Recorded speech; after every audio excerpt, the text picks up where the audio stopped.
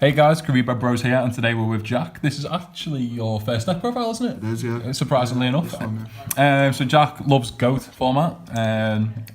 So GOAT format was April to October 2005. Every Yu-Gi-Oh core set from Legend of Blue Eyes up to and including the Lost Millennium, which is also the first GX pack. Jack's recently built the, what's it called? Beast Down. Oh yeah, the Beast Down deck profile. You just play a lot of big attack boys, don't you? Yeah. It's a very generic playstyle, isn't it? Yeah, it's very early game aggression and disruption through traps, and you just never let them catch up to your tempo, and you very quickly out aggression them. Yep. Until they just can't catch up with you anymore. So do you want to just flip through the deck and show us what you play? Yeah, right. So first three, you've got our Berserk Gorillas. Beast Boy Berserk Gorilla. Yeah, so pretty much the namesake of the deck. These apply the most pressure through being very high attack for level 4.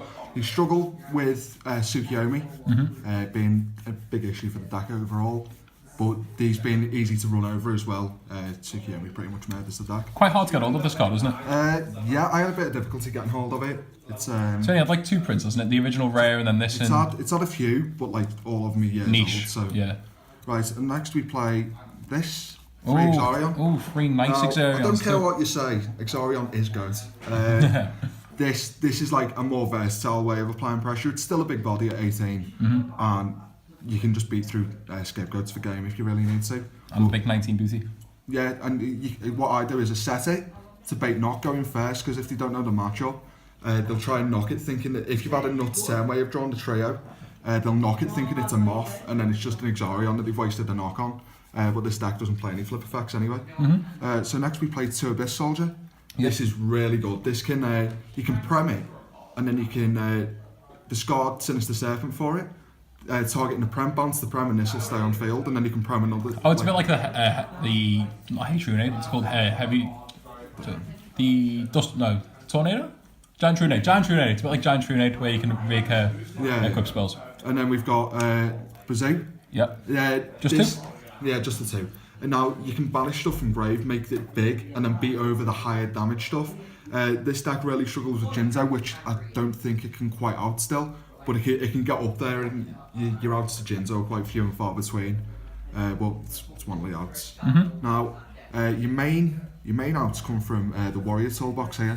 So this is 2 Assailants, 1 Lady, and 1 Exile Force. All providing an anti-meta aspect, where they banish stuff, they beat into it, they lose the stuff to it, and it's all searchable through Rota, which was a 2 in this format. Talking about outs, main outs, Drive Infecting Virus. Just a nice little board wipe on legs, and you can get it for free if you use Sinister Serpents, which is obviously your most common discard outlet. Generic Searcher, generic back row popper, all of them bodies as well. Make everything free. Don't let them get them. I'll give them diminishing returns. Yeah, don't let them get Moth off. Nice draw 2. Nice neg 2. Or neg 1. Heavy Storm. Just Heavy Storm. MST. Chain it when you try and steal your shit. I think it is odd that you couldn't have more than 1 MST in this format, but you could have Heavy Storm. Do you know what I mean? Yeah, because Heavy Storm requires that you play skillfully. Yeah. Snatch Steal. Now, I see a lot of lists cutting this for a 3rd Sakaretsu. I really strongly disagree with that. It's a Jinzo off, isn't it? Loses hard as a Jinzo, yeah. Graceful. Prime. And then Rota. Oh, people are going to have a go at you for not having the Trinity together. Oof. No, I do it in rarity order. Oh, okay. And, how many of each you play. Just the 1 Rota, by the way, yeah? Just the 1. You can side the other when you side more warriors in. 3 dust shoots. Now, biggest form of disruption is you start, put a Berserk Gorilla out there, you stand by phase this, don't let them look at the hand, see where they're outs are, you send a Tribe back, a Suit back, Sinister Serpent is the most common one. You did this against me a lot when we were playing, my Chaos deck. You got rid of my BLS one game, which was a pain in the ass. Yeah. 2 Dust Tornado. Again. Extra removal. Can't call if this is out, because you just lose it. Can't prem, can't snatch steal. End phase, hit the stuff that we've set. Get an additional set. Yeah, 2 Sakaretsu. Yep. Pretty standard and go. As I say, a lot of people were playing this at 3.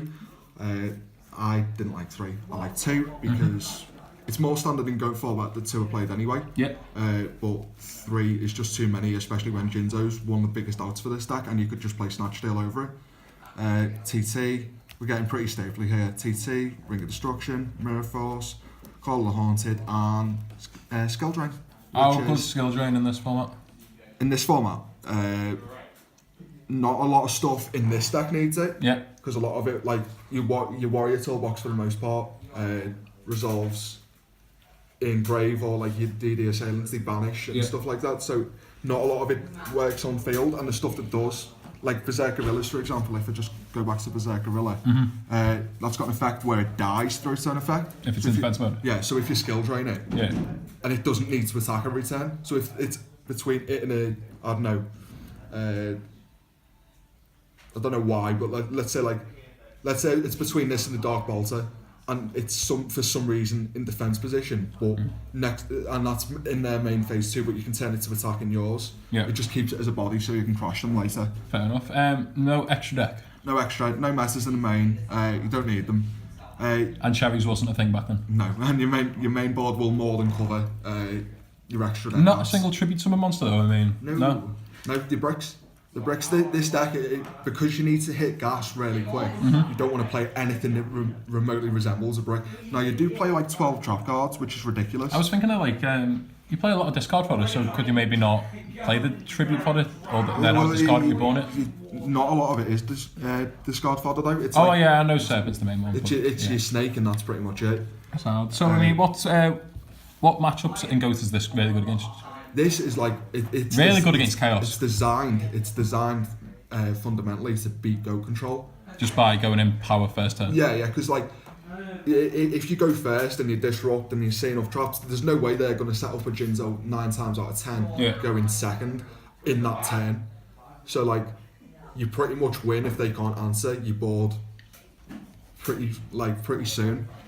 So like it's really niche hands that they need to see to answer your standard boards. Fair enough. So any final comments before we end the video? The deck is obscenely good. Yeah. It's pretty fun. It's also Goat format's fun. Everyone should play Goat. Goat format's great. It's pretty linear though. Yeah. So like it's a nice break. It is a nice break. I've played it for a while. I've played Goat Control more often than not. I prefer Goat Control, but I understand why people get bored of it. So I came to this for a little bit and really enjoyed it. Fair enough. Thanks for watching, guys. Please remember to like, comment, and subscribe.